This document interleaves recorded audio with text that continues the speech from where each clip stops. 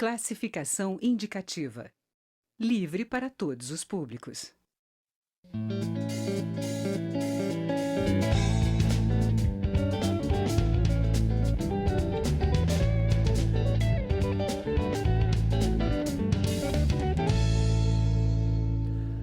O deputado Paulo Ganimi, do Partido Novo do Rio de Janeiro, é engenheiro e economista. Tem boa experiência em finanças e gestão de projetos.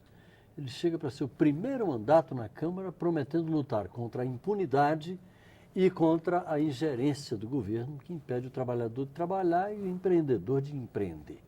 O compromisso que ele assumiu com seus eleitores foi o de exercer seu papel fiscalizador, envolver a população no seu mandato e cumprir o mandato até o fim. O deputado Paulo Ganimi está aqui com a gente nesta edição do Palavra Aberta. Deputado, seja bem-vindo à TV Câmara. Obrigado, Paulo José, meu xará.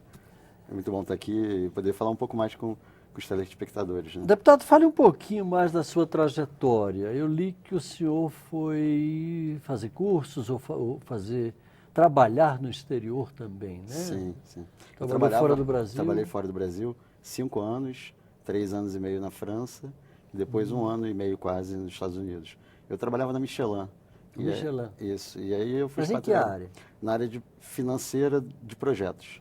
E quando eu fui para fora, eu fui cuidar do PMO, que é o escritório de projetos, para a parte industrial, ou seja, construção de fábricas novas ou ampliação de fábricas da Michelin no mundo todo. Aí trabalhei em projetos na China, na Índia, na Tailândia, na Indonésia, na Europa e nos Estados Unidos. E aí quando eu fui para os Estados Unidos, eu fui para trabalhar num projeto da construção de uma grande fábrica no México. Dessa experiência internacional, o que o senhor acha que pode ser aproveitado aqui no seu mandato na Câmara? São 2 pontos. Um é conhecer culturas diferentes, saber lidar com elas. Aqui a gente tem isso numa outra esfera, claro, lá era mundial, aqui é nacional, mas saber lidar com pessoas diferentes é algo muito interessante e importante para estar aqui na Câmara. E o segundo ponto, eu acho que é a questão de você fazer política também. Apesar da política empresarial ser diferente da nossa política daqui, mas eu tive que fazer muita política, até porque eu trabalhava numa área nova e que muita gente da empresa não queria, e eu tinha que convencer todos da importância daquilo. Então era também uma forma de fazer política. Além, é claro, de ver como é que é a realidade de cada país e como é que eles tratavam os problemas que eles tinham, tentar trazer um pouco dessa realidade para o nosso país, né? Ver que tem países que têm problemas maiores que os nossos, países que já resolveram seus problemas, e isso tudo dá para a gente um pouco mais de entendimento e ideias de como a gente pode cuidar do Brasil também. Então, acho que tem um approach bastante rico para chegar à Câmara. Sim. Deputado, historicamente, a gente sabe, e essa discussão corre aqui no Congresso, desde que eu me entendo aqui dentro, das dificuldades do empreendedor, sobretudo com relação à elevada carga fiscal e também à burocracia e todos esses entraves, não é, para poder se ser um empreendedor no Brasil. Como é que o senhor pretende contribuir para diminuir esse cipoal burocrático e também essa carga fiscal e facilitar a vida de quem quer empreender no Brasil? Perfeito. Acho que são 2 temas fundamentais, a burocracia e a reforma tributária. A reforma tributária, ela não tem só o objetivo de diminuir a carga tributária, ela tem também o objetivo de simplificar a vida do empreendedor, porque hoje é muito complexo. A gente tem uma quantidade variada de tributos, impostos de maneira geral, e a gente precisa resolver isso, né? A reforma tributária, que hoje é a principal proposta, né, da implantação do Imposto sobre o Valor Agregado, o IVA, que você unifica os principais impostos num imposto único, entre aspas, para simplificar justamente o trabalho do empreendedor, do empresário de maneira geral. Hoje, segundo rankings como do InBusiness, a gente gasta muito tempo com o processo tributário. Então, a gente não está falando só de quanto o empreendedor, o empresário paga, mas também quanto ele gasta para conseguir fazer toda a aferição dele. Então, acho que isso é fundamental. E na burocracia, a gente já está resolvendo isso com a reforma tributária, mas também tem que fazer com que as leis parem de atrapalhar. Coisas que são hoje criadas simplesmente para gerar mais trabalho para o empreendedor e não para gerar valor para a sociedade, tem que acabar. A gente tem que trabalhar para que... Você acha que tem governo demais? E menos empreendedorismo? Acho que sim. Acho que o governo, a gente tem às vezes umas discussões sobre Estado mínimo. Eu nem gosto desse conceito de Estado mínimo, mas eu acho que um governo enxuto, adequado para a nossa realidade, em que ele vai estar ali só para onde ele pode de fato agregar valor e aonde a empresa ou a pessoa física não pode cumprir com aquele papel, ok. Mas onde a empresa ou a pessoa física pode cumprir com o seu papel, a gente não precisa do Estado influenciando ou atrapalhando que isso seja feito, né? Então, por isso que eu falo muito, né? Deixar o empreendedor, o empresário poder empreender, gerar riqueza e o trabalhador trabalhar. E aí, um ponto também, né? A reforma trabalhista, né? Que também a gente teve uma reforma trabalhista recentemente, que já foi um avanço, mas eu acho que no médio prazo a gente precisa de aperfeiçoamento. Precisa de aperfeiçoamento.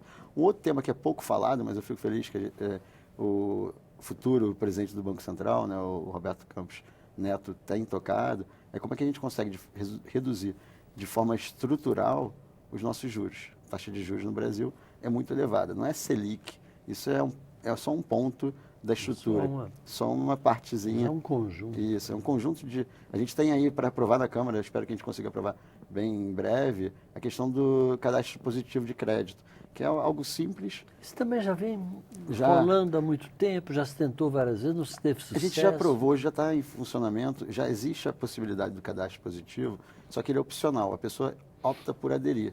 E é difícil você conseguir reunir todas as informações para que ele seja usado de forma correta. Então, hoje, uma pessoa que tem um perfil parecido com o meu, mas que não paga em dia suas contas, ela tem a mesma facilidade de acesso a crédito que eu, que pago as contas em dias. Eu ou qualquer outro brasileiro nessa categoria. Então, quando você não tem o cadastro positivo, você evita que a pessoa pague o crédito ou juros correspondente ao perfil dela e o que ela faz no dia a dia dela, né? Então, seria um ganho. Tem outras coisas, por exemplo, a questão de você também melhorar a facilidade para aquele que ofereceu o crédito, recuperar o bem que foi comprado com aquele crédito, caso a pessoa não pague. No Brasil, isso demora muito, a pessoa tem que... Essa reversão. Essa reversão. Isso demora, é difícil, tem que ir para o tribunal, enquanto que em outros países, nos Estados Unidos, por exemplo, não pagou a prestação do carro 3 meses, vai lá, pega de volta e acabou. Não tem que entrar na justiça para recuperar aquele bem. Isso gera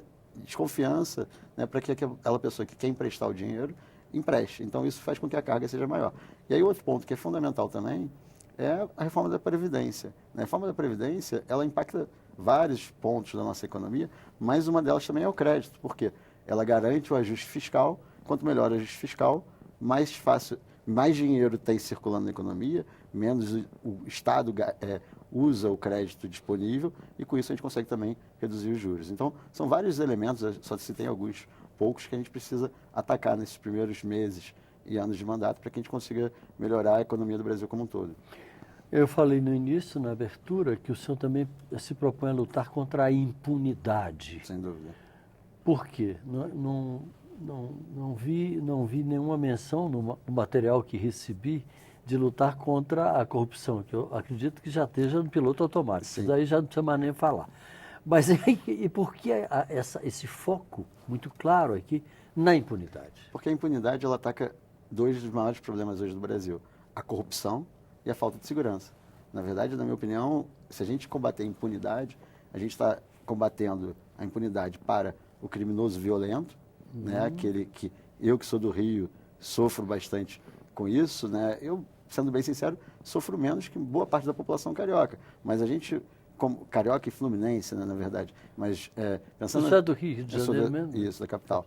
Mas pensando na capital, que é onde a violência é mais abrangente, mas nos últimos anos a violência se alastrou também pelo Estado como um todo. A Angra, por exemplo, está muito violenta. Então, quando você combate a impunidade, para mim a impunidade hoje no Brasil é um dos principais fatores para que a violência se alastre, né? O fato daquele criminoso violento entender que ele não vai ser punido pelo crime que ele cometeu, aumenta a chance da pessoa cometer novos crimes ou cometer o primeiro crime também. Então, quando eu falo de impunidade, eu estou atacando esse problema, estou atacando também a corrupção, que é outro ponto. A corrupção, ela existe, vai sempre existir, a gente não vai, como a violência também vai sempre existir, mas a gente, atacando a impunidade, você diminui a propensão daquela pessoa cometer um crime, seja violento ou seja corrupção, que eu acho que são os 2 pontos que a gente precisa combater. E eu que sou do Rio, volto a falar, a corrupção também é um problema gravíssimo no Brasil todo, mas no Rio mais ainda, né? A gente vê os últimos governadores do Rio todos foram presos, os últimos presidentes da Assembleia Legislativa, Tribunal de Contas, então são 2 problemas... A coisa lá se Se distribuiu em todos os poderes de uma maneira Exatamente. uma cidade tão linda, né? E tem uma relação, inclusive, né? Maravilhosa. Até às vezes da criminalidade violenta com a criminalidade ligada à corrupção também, né? Para encerrar, deputado, já me avisam aí que nosso tempo estourou. Qual vai ser seu primeiro projeto a ser apresentado à Câmara dos Deputados, dentro desse campo aí que o senhor se referiu? Olha, o primeiro projeto da bancada do Partido Novo, dos 8 conjuntos, é a questão de acabar com o fundo partidário, que é um tema nosso que a gente defende há muito tempo, e também poder devolver. O Novo não usa fundo partidário, então a gente quer pelo menos poder devolver esse projeto, esse dinheiro. Então a gente apresentou 2 projetos, um para poder devolver o que a gente recebe, e aí fica a cargo de cada partido decidir devolver ou não, e um segundo, que é mais difícil de ser aprovado, que é de fato para acabar. A gente acredita que o cidadão é que tem que contribuir com o partido ou com o político voluntariamente, não que esse dinheiro venha do dinheiro público. Deputado Paulo Ganimi, do Partido Novo do Rio de Janeiro, sucesso no seu mandato. Muito obrigado. Obrigado Foi um pela prazer sua estar participação aqui com a gente. Muito obrigado. Você de casa, muito obrigado pela audiência. Um grande abraço e até a próxima.